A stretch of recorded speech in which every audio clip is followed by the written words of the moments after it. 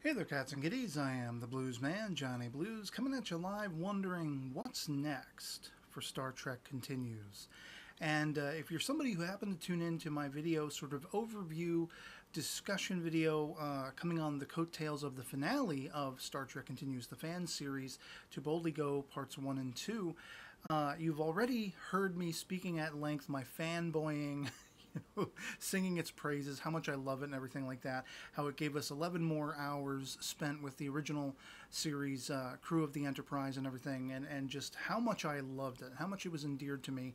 But I did get the impression that, like myself, some of the people who were commenting on that video maybe were not aware of the next project that Vic Mignogna and certain people that were involved with STC are moving on to.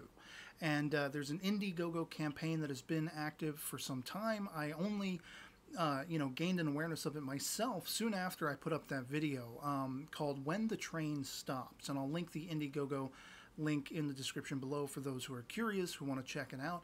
It seems like a very compelling, it's kind of touted as being Twilight Zone-esque kind of a story. Sounds like it's going to be very intense and intriguing. Like cops going after criminals kind of thing. Sort of. I'm not going to really be able to describe it all too well because I'm only still, burgeoning my awareness of what it's exactly going to be. But Vic Mignogna is involved, Kipley Brown, John Delancey, Michael Forrest. A lot of the people involved with STC have moved on to this, and this is their next project, and they've raised a lot of money as of the time of this recording for it. And there's still a couple of days left that you can contribute, to this next fan production by this crew. So I wanted to bring that to everyone's awareness. If you weren't already familiar with, When the Train Stops, you can also search it on YouTube, their Indiegogo campaign video and such like that. And it looks all kinds of exciting. But that's not exactly the only thing I wanted to talk about in this video. I also wanted to talk about Vic Mignogna himself. Took part in a sort of podcast interview live stream with the Russell Scott Show. And I've seen various clips, shortened clips of interviews past with him, as well as this one live stream that happened just a few days ago as of the time of this recording, maybe going on a week ago now. And he was talking about all things, Star Trek Continues. And the subject was brought up. The question was raised, would they ever come back? Would they ever be able to come back and do something?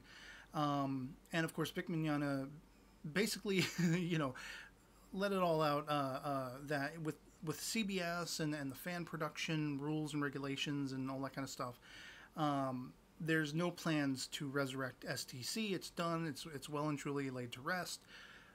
But, and here's what, was sort of the foundation for my wanting to do this video. He did say, if in a couple years' time the climate were to change, the rules and regulations were to become a little more loosened up or laxened or, whatever like that, raised so that, they were given carte blanche to be able to do something else, he would most like to consider doing a feature-length sort of Star Trek Continues-esque story, but set within, and here's the most enticing, exciting part about this, set between the motion picture and Star Trek II: The Wrath of Khan. Because arguably there's a big window within which to fill in some story elements. And that gave me goosebumps when he said that, because it never would have occurred to me that they would set their sights on, if they were going to be able to do more with Star Trek Continues with that cast, telling stories beyond what we've already been given a full fruition to the original series with Star Trek Continues, the series proper. So it kind of wouldn't make sense to then go back and do episodic stories the way they've done thus far, because we've already had the conclusion. So where else might they go? If they were to explore more storytelling, passageways and things like that, and characterization and whatever like that, where could they go? And already we've left off by the end, To Boldly Go Part 2, sort of, going right into the motion picture. So there's not a lot of room to go back. It kind of wouldn't make sense to go back, like I say. And so I was really excited by the potential that Vic Mignogna raised in this interview, talking about, well, we might think about doing a feature. We might want to set it between the motion picture and the Wrath of Khan. And again, there's such a large gap there. You know, how did things change so much between the motion picture, all the placid colors, the grays and the tans and the whites, and you know, then suddenly the maroon sort of militaristic uniforms, which arguably are the best uniforms you see in the cinematic scale of Star Trek. I've always loved them, you know, always been compelled by them. And so where we pick up with Wrath of Khan, you know, Spock being sort of captain of the Enterprise and, you know, having a crew going through a simulation, and you think everybody gets killed off in the opening of the movie, and Admiral Kirk is there to observe and, you know, whatever like that. How do you get from the end of the motion picture to that, to the Wrath of Khan, where the Wrath of Khan opens? Now, of course, a lot of Star Trek fiction has explored this time period, but we've never seen anything concrete on screen. You know, there's such a wide gamut, a wide berth. They could conceivably do like 2 or 3 feature-length stories. And I really love the fact that Vic Mignogna said in this interview, you know, it all comes down to the story. You know, they would need a really good moving story. They wouldn't just do it for craps and giggles, you know, that kind of thing. And I highly, highly respect that, because that's something that came across in those 11 episodes of Star Trek Continues. The depth of the story, the characterization, the character interplay, and all these things, they were really moving, and they were really thought-provoking, and there was a lot of thought and heart put into them. You could tell that by the way the teleplays played out. And so you know, story is king. Story is key. Where it's not just a matter of, okay, well, what about the CBS imposed rules and the fan production regulations and all this kind of thing, this, that, and the other thing. CBS does have the right to say, if they wanted to, they could pick up Star Trek Continues, buy it, or you know, extend their license over it and make it available to the world as, you know, whether it be just considered a fan series or you know, a professional continuation of the original series, whatever they wanted to deem it. They could do that now. And they could also, what's more, you know, as an extension of that, say, well, look, you guys made this wonderful production.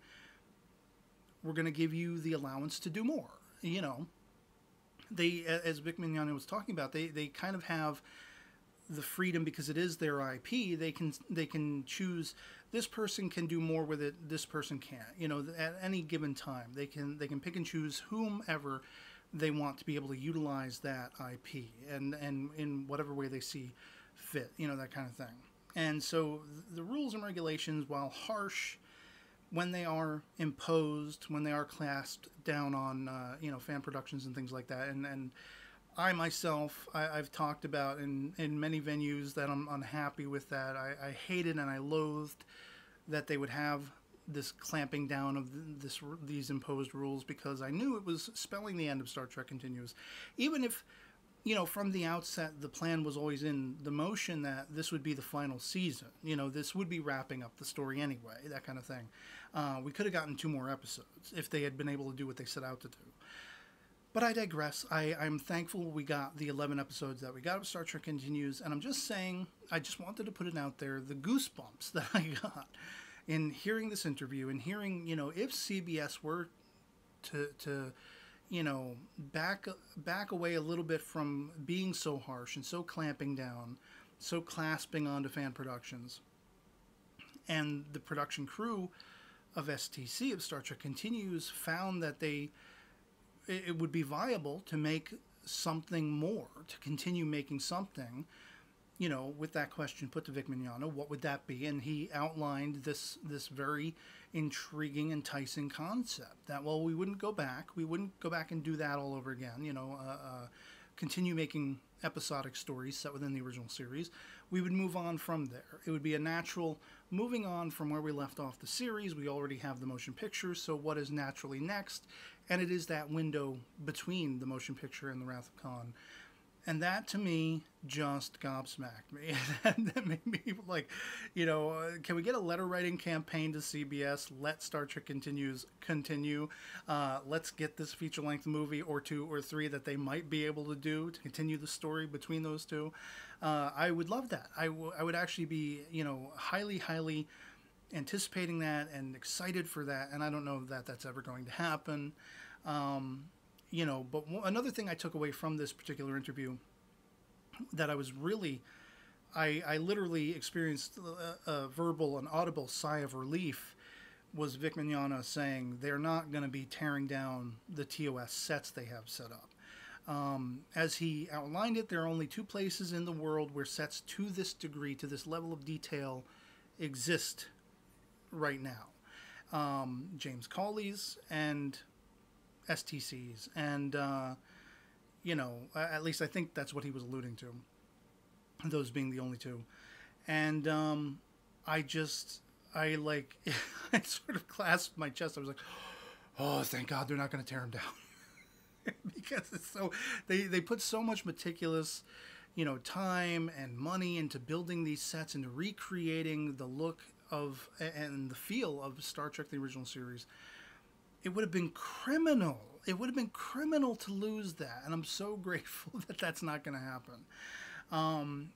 And that's really the gist, you know, the impetus for my wanting to do this video was to point out this interview. I've linked the full-length interview, as well as a couple of shorts from the Russell Scott show with Vic Mignogna talking about this kind of stuff. And that was really the driving force behind this video. But I also wanted to sing the praises because ever since, you know, Star Trek Continues has wrapped, in between covering anime reviews and things that I've been doing videos for on my YouTube channel, when I've had free time, I've been going back to the STC episodes, and I started watching them, you know, like I'm sort of spacing them out, trying to almost make it like a weekly format kind of thing. And I have thus far watched up to the Mirror Universe episode, Fairest of Them All, again. And I was just gobsmacked all over again. I mean, you hear in the performing arts the phrase tour de force used, and sometimes a little too liberally, I think, but I would definitely apply that phrasing to both Vic Mignogna, who played the Mirror Kirk in this story, as well as Todd Haberkorn. I think I pronounce his name Haberkorn. I'm not sure exactly how it's pronounced. I think it's Haberkorn, who plays Spock. And I likened this, I had written a Facebook post over on my Facebook account shortly after watching it, like a week or so ago now, where I likened it to being very much akin to the grand chess game you have in Star Trek II, The Wrath of Khan, between Khan and Kirk. Although in this Mirror Universe episode in Star Trek Continues, it's kind of flipped, where the Mirror Kirk is the Khan, the villain, the antagonist, and the Mirror Spock is the hero, sort of. And Haberkorn just, you know, all throughout Star Trek Continues, he embodies Spock. But I think this was really the most standout performance of Spock. That, you know, if you were watching, sometimes you watch a fan series and you have actors portraying, you know, characters you've already seen played indelibly by other actors. And sometimes there's that sort of trying to eschew disbelief, you know, when it comes to another actor playing another role, like Zachary Quinto, you know, or Chris Pine as Spock and Kirk in the J.J. Abrams films. There's only so much tolerability and palatability that you, as a fan, you go into it and you're like, well, I don't know, I don't really buy that actor as the character. And in the earliest going, when I stumbled on to Star Trek Continues for the first time, having watched some other fan productions where it was kind of wonky, it was kind of like, I'm not really getting Kirk from this actor, or I'm not really getting Spock from that actor. When you get to this episode, Fairest of Them All, the Mirror Universe, it's set entirely within the Mirror Universe in Star Trek Continues. I think it's their 3rd episode. When you get to this episode, the performance of Todd Haberkorn as the Mirror Spock is mind-blowing. It's absolutely phenomenal. The subtleties in the characterization, the emotion, whenever they play the camera and linger on his expression, you see the meticulous clockwork going on inside his mind, weighing the importance of the words of prime timeline Kirk, where he left. This is an episode that picks up after the original series episode Mirror Mirror, and so the crew proper of the Enterprise have just left the Mirror universe, and now the Mirror Spock has a lot to contend with, has a lot to consider, as sort of put in the mind of him by Prime Kirk. And so there's very much this balance of power, this chess game back and forth between Mirror Spock and Mirror Kirk.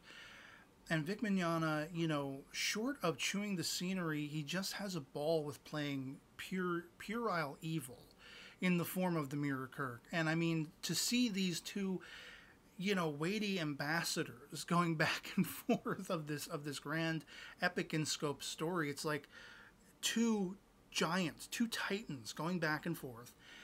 And this is a fan-produced series with the love and the heart and just the support and honoring, the homage to the original series. All of that weightiness, all of that depth carries forth and bleeds out onto the screen. And Haberkorn's Spock, it just blows me away watching that episode. And as someone also commented recently on my video talking about Star Trek Continues in overview after the finale, I did not spend, near enough time going over some of the people involved. I just sort of went over a listing, and I mostly talked about Vic Mignogna because, of course, Captain Kirk is one of my all-time favorite characters. He was one of my heroes growing up, much as it was for him, although it came much later for me, sort of 80s, 90s era, where I would find the reruns and the DVDs and go back over the episodes that I knew my dad had watched and everything, and it was passed down to me by my dad. But Kirk is and was a hero right up alongside Superman and Optimus Prime and Lion-O from Thundercats and He-Man and these kinds of things. And but one of the things I neglected to mention in that video was Chris Doohan playing Scotty, the role his father, Jimmy Doohan, made famous. And the performance there, it gave Star Trek Continues that much more legitimacy for having that family lineage, the blessing, in having his own son there to play that role, to recapture that role. I can only but sing its praises again and again and again.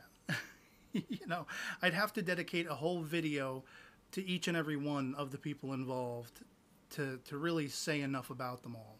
And so I'll leave it there. Let me know in the comments below if you were aware of when the train stops, if you're excited by the potential for any more Star Trek Continues in the future, if they ever have the allowance to be able to make more